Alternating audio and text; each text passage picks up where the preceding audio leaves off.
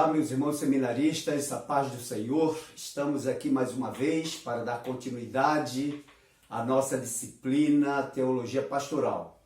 Desta feita, nós vamos dar prosseguimento ao assunto chamada específica e logo depois vamos falar sobre o modo de chamada e entrar, se Deus quiser, ainda no capítulo 3, que fala sobre as características dos chamados. Então, quando nós falamos sobre o chamado específico, ficou bem claro que é diferente do chamado geral, que é o chamado para todos aqueles que aceitam ao Senhor Jesus. É um chamado extensivo a todas as pessoas.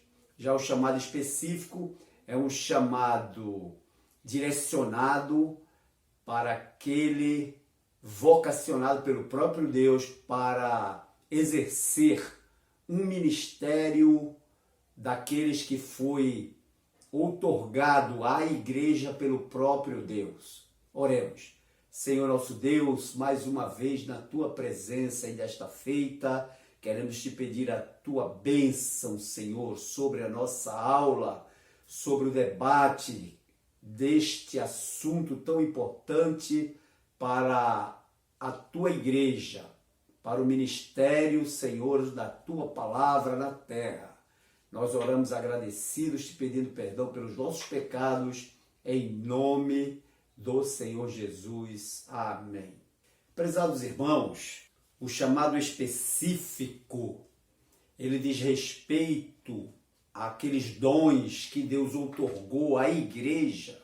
E quando falamos em dons, lembrem-se que fizemos a distinção de dons espirituais e dons ministeriais. Sobre estes dons ministeriais, nós vimos que o apóstolo Paulo, na sua carta aos Efésios, ele apresenta aqueles dons dados à igreja, ou ministérios outorgados à igreja, e ele se utiliza daqueles que estão potencialmente designados, preparados pelo próprio Deus para assumir estes ministérios, que são o ministério do apóstolo, o ministério do profeta, do evangelista, do pastor e do mestre ou do doutor. Esses são, portanto, os dons ministeriais a quem nós, na lição, apresentamos como ministérios específicos. Os irmãos podem ter observado que a teologia pastoral ela é muito abrangente, e por ela ser muito abrangente, ligada diretamente à teologia prática, é importante que nós, os seminaristas, os teólogos, saibamos as suas nuances ou os seus aspectos. Então, a teologia pastoral, como uma disciplina abrangente, ela nos dá condições de sabermos distinguir na igreja aqueles que têm esses ministérios outorgados por Deus para fazer a estruturação, não é, como a Bíblia diz, para o aperfeiçoamento dos santos para a obra do ministério. Então aí está o chamado específico. O escritor do nosso livro-texto, ele especifica e ele dá algumas características básicas desses ministérios e como essas pessoas devem se comportar, que daqui por diante nós vamos tecer vários comentários a respeito. Espero que nas aulas anteriores os irmãos seminaristas tenham tido grande proveito sobre estas aulas e comecem já a pensar qual o ministério que mais lhe atrai na igreja e qual é o mais ideal para o seu exercício na igreja, na formação tanto de obreiros como de membros da igreja, ou seja, no auxílio a essa formação. O nosso escritor, ele diz o seguinte: muitas vezes ocorre um grande erro no tocante à vida ministerial, E aí ele mostra que muitas pessoas incorrem neste erro. E para que não erremos ou sejamos omissos em coisas que não podem e não devem ser esquecidas. O erro consiste normalmente em almejar demais um ministério futuro e acabar se esquecendo do ministério que já se tem. Às vezes, Deus já outorgou um ministério específico à igreja usando aquela pessoa, mas aquela pessoa almeja um outro ministério. E vimos no vídeo da reflexão da aula passada, isto aí bem claro. Se os irmãos prestaram atenção ao vídeo, os irmãos podem ter observado que é exatamente isto. Quando Deus chama uma pessoa para uma determinada função ou uma determinada tarefa no corpo, mas ele se atém a uma outra atividade. E aí ele incorre em erro. Ele passa a ser omisso, ou seja, ele deixa de lado aquela tarefa tão importante para a qual Deus lhe direciona. E aí como é que nós vamos saber que nós estamos sendo direcionados para aquela tarefa que nós já estamos cumprindo e a contento? Nós fazemos isso através da meditação na palavra de Deus, através dos conselhos bíblicos e também através da nossa vida de oração, de intimidade com Deus, porque Deus, através do Espírito Santo, nos revela para qual direção nós devemos enveredar ou caminhar. Então vejam bem, às vezes a pessoa já tem um ministério, e esse ministério que a pessoa já tem, que a pessoa já exerce, ele demanda responsabilidades. E essas responsabilidades devem ser resolvidas, ou elas devem ser trabalhadas de forma que agradem aquele que nos chamou. Não se deve cair no erro de ambicionar um chamado específico, almejando um cargo ou ocupação notável, importante, e se esquecer ou fingir que se esquece de praticar não somente o seu chamado específico, mas também o chamado geral, que é aquele chamado direcionado a todos os crentes. Às vezes é menos visível e até menos honroso aos olhos humanos do que ter um status de grande pregador. Aquelas pessoas que ainda não descobriram o seu ministério específico, mas estão orando, buscando a orientação de Deus e qual o ministério específico que assumirá a partir do momento da orientação divina, não pode se esquecer do chamado geral, porque dentro do chamado geral estão a intercessão, está a pregação, né? Ide por todo mundo, é um chamado geral. Orai uns pelos outros, ajudai a levar as cargas uns dos outros. Então, esse chamado geral, ele deve ser continuamente perseguido pelo cristão que ainda não recebeu uma direção divina com relação a um chamado específico. Há pessoas que dizem que seu futuro chamado é pastoral. Pessoas que acham, né, por si mesmo, porque acha bonito, lhe enche os olhos o ministério pastoral.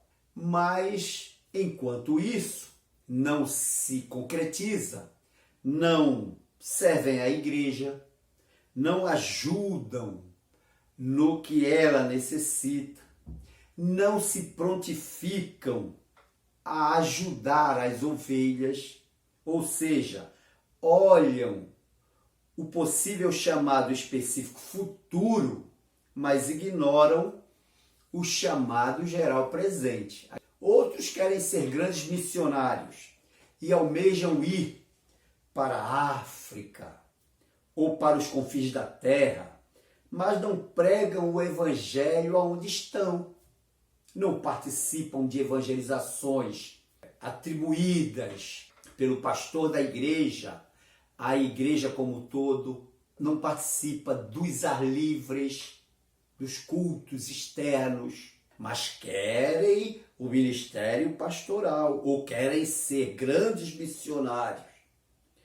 Olham para o chamado específico, mas não fazem nada neste momento, conforme aquilo que está em suas mãos. A palavra de Deus nos diz: tudo quanto vier às tuas mãos, faze-os conforme as tuas forças, porque para o além, para onde vais, né? Ou para a sepultura, para onde vais, não há trabalho, não há comércio, não há nada.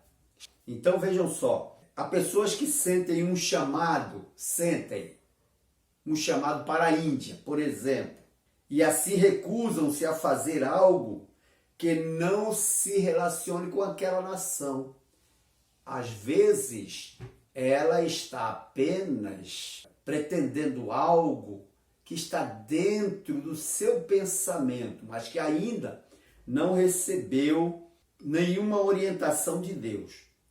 Não fazem nada enquanto não pisam naquela nação, ou seja, a Índia, que tomamos como exemplo, justificando-se que o seu chamado é para com os indianos.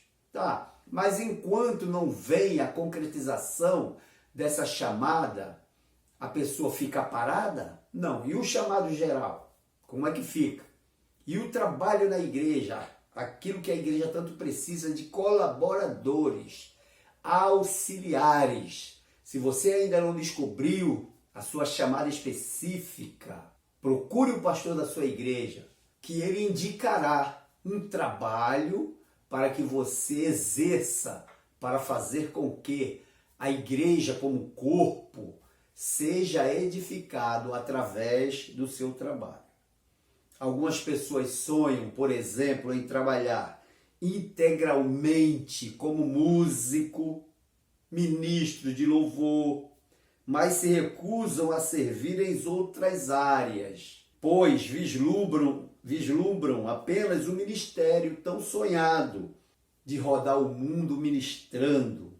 E ainda dizem: não vou me comprometer com outra tarefa, pois meu chamado é para outra coisa. Essas pessoas, elas podem estar com a vida travada, pois olham tanto para o futuro que esquecem que o maior chamado delas é servir. Nós fomos chamados para servir, não apenas no futuro, mas servir hoje, amanhã, depois de amanhã, no mês que vem e assim sucessivamente. Aquilo que nós comentamos na aula passada sobre a eternidade, e falamos que nós vivemos a eternidade aqui e agora.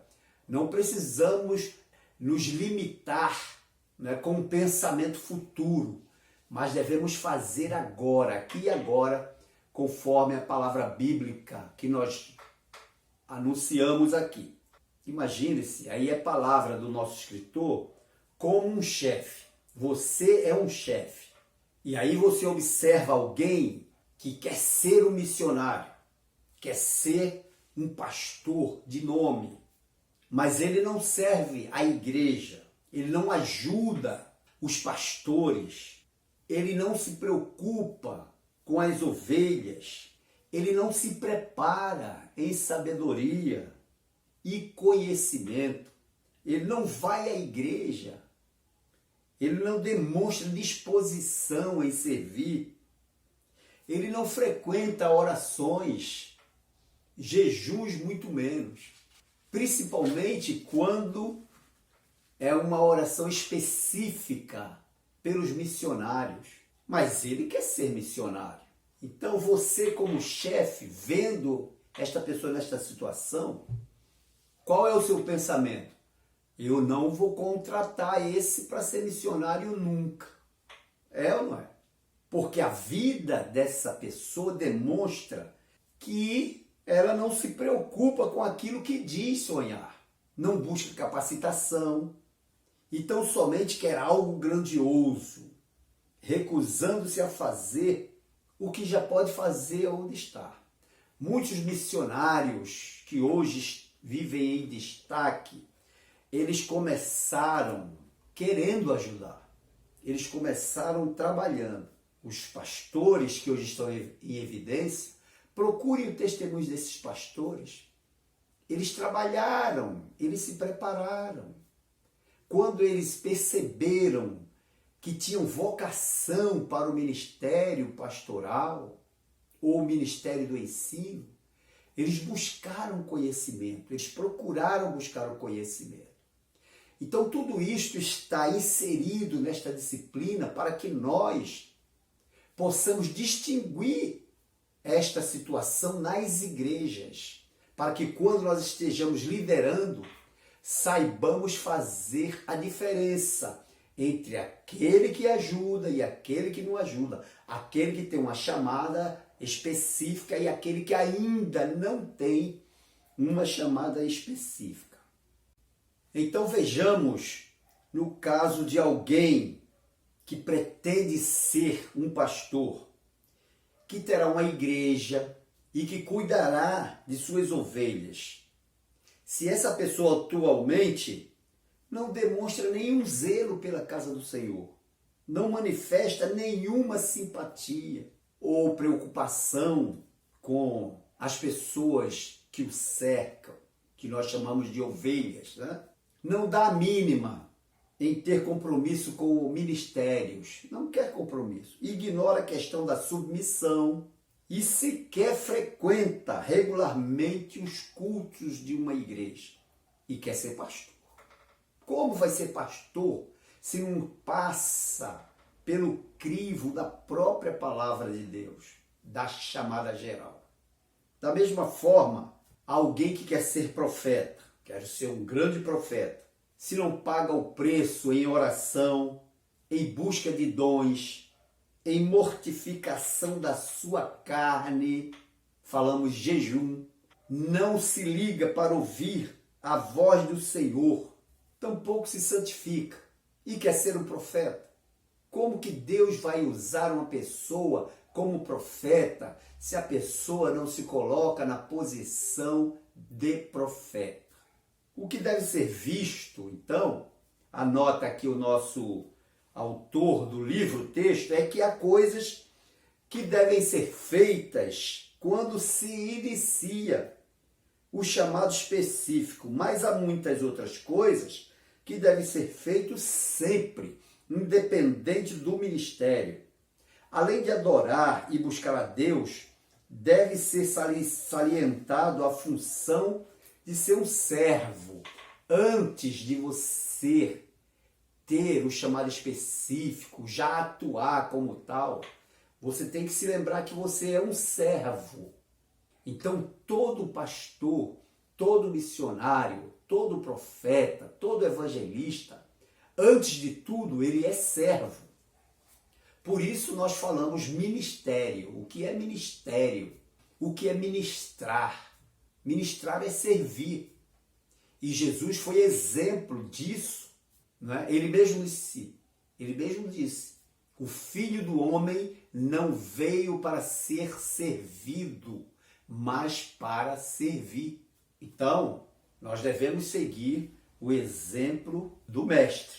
Agora, se alguém é do tipo que aceita de bom grado convites para ministrar em grandes igrejas ou em culto de jovens lotados, eles aceitam sem pestanejar, mas se recusa a ajudar numa vigília simples, que tanto necessita de um ministro de louvor, ele não está sendo servo, não está sendo servo, mas sim um mero promotor de si mesmo. Ele quer se promover.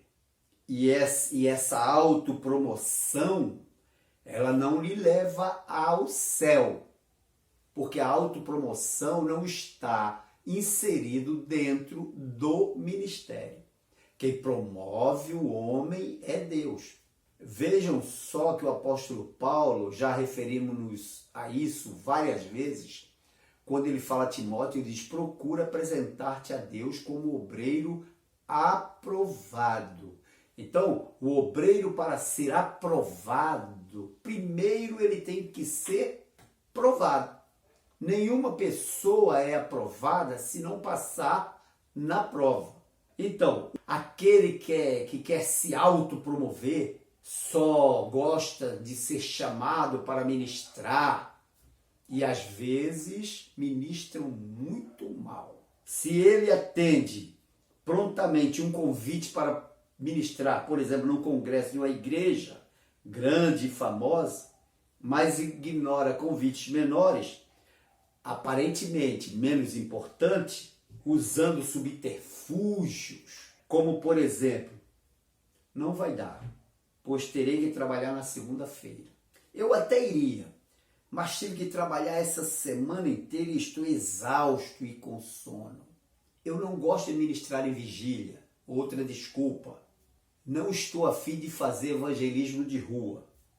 Na verdade, a disposição em seu coração não está voltada para servir incondicionalmente ao Senhor e ao seu reino, que inclui a igreja, o corpo de Cristo, mas simplesmente lhe tocar ou fazer algo humanamente mais glorificante. Isso demonstra que o cristianismo dessa pessoa está com um sério defeito. Afinal, servir é uma incumbência do cristão. Incumbência ou uma tarefa. A tarefa do cristão é servir. Então, servir é uma grande comissão dada à igreja como noiva de Cristo. E muitas das vezes é a grande omissão dela. Veja bem, quando a gente diz a grande comissão, qual é a grande comissão da igreja? A grande comissão, pregar o evangelho. Mas quantas igrejas têm pregado o evangelho? Nesse tempo de pandemia, ainda se aceita que a igreja fique um pouco reclusa ou dentro de quatro paredes. Mas fora da pandemia, em outros tempos, a igreja ela tem que mostrar para o que veio, para o que Deus a fez, a colocou naquele lugar. É preciso cumprir esse fundamento cristão. É preciso cumprir. A comissão, ela não deve ser omitida pela igreja. A igreja que não evangeliza e que não ora, ela pode ser tudo, menos igreja. Porque a igreja, ela evangeliza e ela ora. Então é bom que nós oremos para que sempre isso seja bem definido para nós. Pedir a Deus sempre oportunidades para nós nos desincumbirmos dessa comissão que é a evangelização. Agora, existem pessoas que desconhecem o chamado geral e o chamado específico. E é interessante pensar que muitos se sentem inúteis. Muitos se sentem inúteis porque desconhecem o chamado de Deus para eles. E a convicção de que tem um chamado permanente para servir. A pessoa conhecendo isso, que é uma responsabilidade daquele que lidera, instruir as pessoas para que as pessoas tomem esse conhecimento e não se sintam como inúteis. E isso vai tirar uma preocupação da mente de muitos, a partir desse conhecimento. Por enquanto, Deus não revela o nosso futuro ministerial, mas nem por isso podemos deixar de trabalhar com o ministério. Aliás, Deus é o dono dos ministérios. Tem pessoas que chegam para mim, o seu ministério não, o meu ministério não. O meu ministério é o ministério que Deus outorgou à igreja e me usa naquele ministério. Então o ministério não é do homem, o ministério é de Deus. A nossa função, portanto, é obedecer. e não tentar prever o futuro. Será que eu vou ser um pastor? Será que eu vou ser um missionário? Ou será que eu vou ser uma pessoa de destaque no ensino da palavra? Nós não precisamos prever esse futuro. Inicialmente nós temos que obedecer os ditames da palavra, da Bíblia Sagrada. Se a pessoa está servindo pouco, certamente Deus guiará no muito. É claro que a pessoa pode orar e pedir uma direção a Deus, mas isso não deve ser uma preocupação nem um peso para a pessoa, porque afinal estará obedecendo ou exercendo bem o que já sabe que Deus quer. Deus quer que você adore, que ore, que evangelize. Então você fazendo uma dessas coisas, você sabe que Deus quer isso.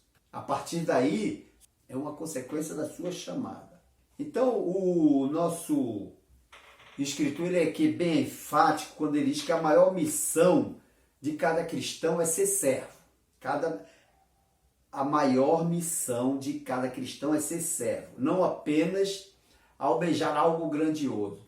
Como é que você está na sua igreja? Você é atuante? Então você está bem. Se você não é atuante, então procure sê-lo. Procure o pastor, procure uma comunidade eclesial, que nós falamos, um departamento. Ajude as pessoas, se prontifique, se apresente. Você é um soldado valoroso, que você tem muito para dar no seu chamado geral e depois no seu chamado específico. Se apresente, diga que você quer trabalhar. Eu tenho recebido alguns irmãos que estão dizendo, pastor, eu quero trabalhar. Então vamos trabalhar, vamos fazer. E tenho observado que essas pessoas têm se saído muito bem. Primeiro porque quando a pessoa está ocupada, a pessoa não tem tempo de retroceder, não tem tempo de ver a vida alheia, não tem tempo de se meter em confusão, em intriga, que é tão condenável, né, pela própria Bíblia. Agora, quando o nosso escritor diz que a maior missão do cristão é ser servo, ele apresenta também o modo de ser servo, ou o modo da chamada. Por exemplo, ele apresenta aqui um assunto que está na Bíblia Sagrada, no capítulo 18 do livro de 2 Samuel, versículos 19 ao 33, que fala sobre uma situação muito inusitada para as pessoas que não entendem muito bem, sobre um certo homem chamado Ahimaaz. É uma história muito interessante que se deu naquele momento quando houve a divisão do reino de Israel. O filho de Davi, né, Absalão, ele usurpa o trono antes da morte de Davi, seu pai, mesmo porque ele se arrogou que poderia fazer melhor como rei de Israel. E aí há uma guerra, né? Há uma guerra entre os servos ou os exércitos de Davi contra aqueles que se aliaram a Absalão. E aí a gente vê que durante aquela guerra, o Absalão, ele morre. Acontece um acidente, ele morre, fica preso, suspenso em uma árvore. Então, aquela notícia deveria ser dada ao rei, ao pai, né, o rei, que inclusive chorou muito. Então, Joabe, que era o general das tropas de Davi, ele pediu, ou ele escalou um voluntário para dar essa notícia a Davi, mandando que ele corresse. Só que Ahimaaz estava ali, ele não sabia o que havia acontecido na verdade, e ele, como corredor, ele se apresentou para correr. E Joabe já tinha designado um outro homem, um cuxita de Cush, para que ele fosse dar notícia ao pai de Absalão, ou seja, ao rei Davi. Nesse íntere, Ahimaaz se apresenta como corredor, diz, não, eu quero também ir, deixa eu também correr, eu quero ir. E Joabe fala para ele assim, para que agora correrias tu, meu filho, pois não tens mensagem conveniente. Olha só, ele era corredor, mas não tinha a mensagem fora dada a outro. E aí, Joabe disse, tudo bem, então corra. E Ahimaaz correu pelo caminho, né, da planície e ultrapassou aquele cuxita que ia levando a mensagem real. E quando ele chegou diante do rei, ele se apresenta ao rei e o rei pergunta, já que sabia que ele vinha do exército de Joabe, ou do exército de Israel, que estava lutando contra Absalão, o rei pergunta, como vai o jovem? Como vai o jovem? Vai bem? O Absalão vai bem? E Ahimaaz diz assim, eu vi um grande alvoroço quando Joabe mandou o servo do rei e a mim, teu servo. Porém, eu não sei o que era. Quer dizer, não tinha mensagem. Como é que um mensageiro vai se apresentar ao rei para levar uma mensagem, mas não tem a mensagem? E disse o rei na hora, vira-te, põe-te aqui de lado. E de repente veio o cuxita depois dele e anunciou. Não é? Quando o rei perguntou ao cuxita, vai bem com o jovem, com Absalão? E disse o cuxita, sejam como aquele jovem os inimigos do rei, meu senhor, e todos que se levantaram contra ti para o mal. Então o cuxita veio trazer a má notícia de que o filho do rei havia morrido. Esse tinha a mensagem. Então observem que o modo como a pessoa é chamada, Ahimaaz era corredor, mas ele não foi enviado. Ele se apresentou para ser enviado sem ter a mensagem. Já o outro foi enviado e tinha a mensagem. Essa história da chamada do cuxita no lugar de Ahimaaz faz com que nós reflitamos para que nós não possamos nos tornar um empecilho para os outros. Porque veja bem, Ahimaaz, ele quis levar uma mensagem atropelando todo o esquema que o próprio Joabe tinha preparado. Mandou o cuxita dar notícia, né? Levou a mensagem e ele vem e se apresenta querendo atrapalhar, inclusive ainda passou na frente, correu mais do que aquele que tinha a mensagem. Então aqui na nossa apostila, o escritor também apresenta o caso de Nadab e Abiú, que está em Levíticos capítulo 10, versículo 1 e 2. Aqueles sacerdotes, né, que nós vemos na história bíblica, que não estavam de posse da autoridade naquele momento para fazer ou para desempenhar a sua função. Então, a chamada divina, ela se caracteriza por alguns aspectos que estão anotados aqui na nossa apostila. Primeiro, conceito espiritual. Está em 1 Coríntios capítulo 2, versículo 14. E também uma referência a Isaías capítulo 30, versículo 21. Segundo, iniciativa divina. É uma iniciativa do próprio Deus. João capítulo 15, versículo 16. Isaías capítulo 19, versículo 19. E Amós capítulo 7, versículo 14 e 15. Essas referências é importante que elas sejam lidas por vocês para entenderem estas características do modo da chamada. Então vejam só. O outro, direção do Espírito Santo, Atos capítulo 16, versículos 6 a 10. Tudo nós estamos falando o modo como a pessoa é chamada. Esta aptidão, ou estas aptidões também para a chamada, diz respeito às aptidões naturais também.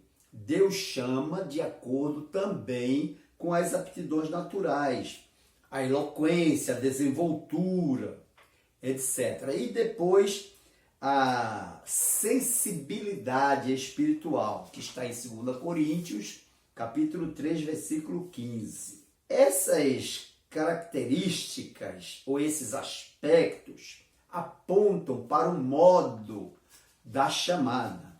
O reconhecimento pelos outros, ou seja, colegas, líderes, etc., é uma consequência de todos estes. A pessoa, para ser chamada, ela tem que estar, ou ela tem que ter essas características. Se nós olharmos do Antigo Testamento até o Novo Testamento, nós vamos ver que todos aqueles que foram chamados, eles se apresentaram porque tinham também aptidões naturais e eram reconhecidos pelos seus líderes ou pelos seus colegas, pelos seus companheiros. Vejam quando Deus manda estabelecer o tabernáculo no deserto, construir o tabernáculo, naqueles moldes apresentados por Deus. Deus disse a Moisés: Moisés, faça para mim uma tenda ou um tabernáculo e faça com esses materiais. E apresentou os materiais: ouro, prata, linho fino, púrpura, peles de texugo, e foi dando os materiais. E depois disse: faça assim, conforme o modelo que eu vou te mostrar. E mostra para Moisés. E agora, como é que Moisés ia fazer, por exemplo, os querubins de ouro? Trabalhar com pedras preciosas para a ornamentação do tabernáculo. Como é que ele ia trabalhar com ferro, com prata, com madeira? Então Deus, vendo certamente essa preocupação de Moisés, diz: Moisés, Bezalel e Aholiabe são dois homens que eu coloquei o Espírito neles para todas as obras de artífices. Chama eles. Então vejam que pessoas que estão distantes da liderança, mas que têm aptidão natural. Todos nós, seres humanos, fomos feitos com aptidão, fora as nossas experiências empíricas ou aqueles conhecimentos adquiridos com a experiência, que nós chamamos de conhecimento empírico.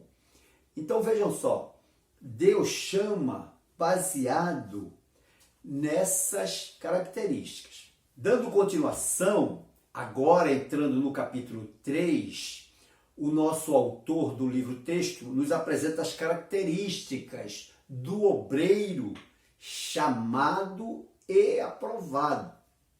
O que é que acontece? Quando Paulo diz assim: procura apresentar-te a Deus aprovado, é porque dá a entender aí que a pessoa tem um chamado e que precisa ser aprovado. O obreiro aprovado é aquele que, em primeiro lugar, ama a Deus e a sua palavra acima de tudo. Ama a Deus e a sua palavra. Sabe que não é ele, mas Cristo em sua própria vida. Então, o obreiro aprovado, ele tem essas características. Ele ama a Deus. E é um mandamento, amar a Deus sobre todas as coisas. Amar a Deus sobre todas as coisas. É um mandamento que depois é ratificado pelo próprio Senhor Jesus Cristo, quando ele diz que toda a lei e os profetas se resumem em dois mandamentos, que são amar a Deus sobre todas as coisas e ao próximo como a si mesmo. Então vejam bem, amar a Deus, amar a palavra, a Bíblia, ler a Bíblia. Quantas vezes você já parou para ler a Bíblia toda? Uma vez por ano. Porque você lê a Bíblia toda em um ano. A Bíblia toda do Gênesis ao Apocalipse. Quantas vezes você já leu a Bíblia toda. E isso desperta o amor maior pela palavra de Deus. Isso aumenta a confiança, isso aumenta a fé. Quando a Bíblia diz lá em Apocalipse, bem-aventurado aquele que lê e aquele que ouve a palavra de Deus. Bem-aventurado aquele que lê e aquele que ouve as palavras da profecia deste livro. Então o obreiro aprovado, ele entende que foi escolhido. Ele entende que foi chamado, ele entende que foi eleito pelo próprio Deus, de quem recebe o selo das primícias espirituais, quando pela unção do Espírito Santo e através da autoridade do ministério, a qual está subordinado, conscientiza-se de que servir a Deus e batalhar pela defesa do Evangelho implicita submeter-se, obedecer e fazer aquilo que pensa acerca daquilo que está determinado na Bíblia Sagrada. E não fazer aquilo que pensa ou que acha, não. Quando o obreiro aprovado, ele medita na palavra de Deus, então ele faz segundo a palavra de Deus. Quando ele ama a Deus, ele escuta a palavra de Deus, a voz de Deus. Precisamos, irmãos, ter esse cuidado. Nessa época que estamos vivendo, a pós-modernidade, que tudo é discutível. Tudo é discutível para o mundo, para o conhecimento mundano, para o conhecimento humano. Mas aqui dentro a verdade é Jesus. Ele mesmo disse, eu sou o caminho e a verdade. Ele não disse sou uma verdade. Então o obreiro aprovado, ele deve se submeter a Deus, batalhar pela fé, como diz a palavra de Deus. O obreiro, ele é um operário qualificado que trabalha a serviço do reino de Deus. Esse trabalho é contínuo e sem descanso. O obreiro cristão, ele não tem descanso, ele não tem trégua, ele não dá trégua, ele está sempre pronto a servir a Deus. Uma das profecias lá em Isaías, ele fala que naquele momento no céu há uma questão, uma pergunta, uma indagação. Quem há de ir por nós? Quem há de ir por nós? É uma pergunta. É Deus perguntando. É a Trindade perguntando. Quem há de ir por nós? E Isaías mesmo responde nessa profecia dizendo, eis-me aqui, envia-me a mim. Então nós devemos estar nesta posição. Como nós falamos, ele nunca tira o seu uniforme de trabalho. O uniforme de trabalho do servo de Deus é espiritual. Logo, é uma veste que se sobrepõe à vestimenta terrena. Que ele seja um policial, que seja um professor ou uma professora, que seja um motorista, que seja uma dona de casa, que seja um estudante, que seja um médico, um psicólogo, um enfermeiro. Essa roupagem terrena, ela está por baixo da roupagem espiritual. Qualquer que seja a ocupação secular, sempre estará sobre ele o seu uniforme de trabalho espiritual. E nós vemos isso comumente. Enfermeiros, médicos, psicólogos, advogados, trabalhando em prol do reino de Deus, muitas das vezes defendendo uma causa de uma pessoa carente, muitas das vezes assistindo psicologicamente uma pessoa que está abalada, que está abatida, ajudando uma pessoa que está enferma, conduzindo no seu carro uma pessoa que está necessitada e não tem como pagar muitas das vezes. Então, ele não pode se despir jamais. O obreiro nunca pode se despir desse uniforme espiritual. Então, meus irmãos, nós vemos que a partir de agora, nesse momento, existem alguns aspectos que são necessários e fundamentais a serem observados e vividos pelo obreiro que deseja realmente ser aprovado e servir fielmente ao Senhor.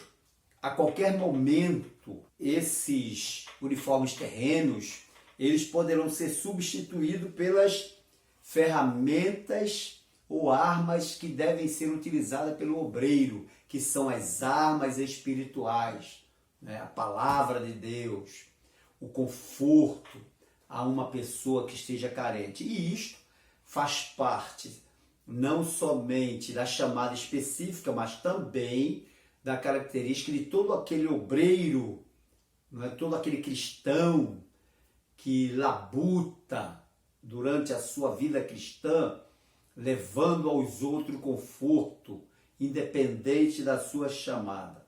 Meus prezados irmãos, então nós vamos dar continuação a essas características do obreiro chamado e aprovado na próxima aula.